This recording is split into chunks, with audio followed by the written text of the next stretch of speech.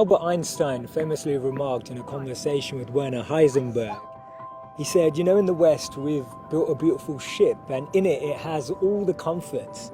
But actually the one thing that it doesn't have is a compass, and that's why it doesn't know where it's going. This paradox of our times was propounded by the Dalai Lama when he said we have wider freeways but narrower viewpoints. We have taller buildings but shorter tempers. Will Smith said that we spend money we haven't earned on things we don't need to impress people we don't like. And it's phenomenal how the same technology that brings us close to those who are far away takes us far away from the people that are actually close. 30 billion WhatsApp messages are sent per day, but 48% of people say that they feel lonelier in general.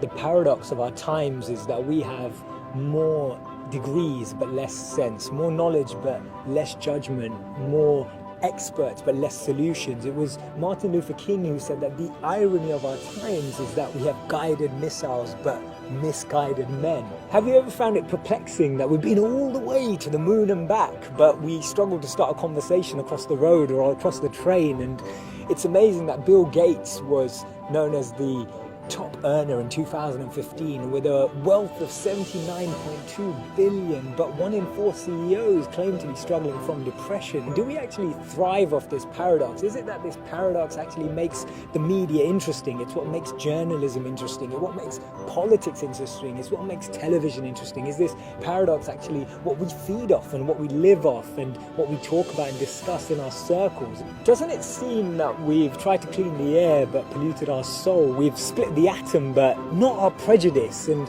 we're aiming for higher incomes but we have lower morals. So I'm hearing you ask, how do we bring a change? How do we dissect this paradox that exists in our lives? And it starts by us, each of us, pressing pause, pressing reset, and then pressing play again, taking a moment to become more conscious, taking a moment to become more aware, taking a moment to really reflect on the consequence, the implications of a misplaced word, of an unnecessary argument that we all know we didn't need to have, or to speak to someone just slightly differently, in a different tone, in a different voice, in a different empathy, with a different perspective, just to really connect with people on a different level. This thinking out loud started from Albert Einstein, and I'll track back to him when he actually said that the problems we have today can't be solved with the same thinking we used when we once created them. So actually we need to research alternative teachings. We need to dig into those ancient books of wisdom. We need to go back to understanding if there's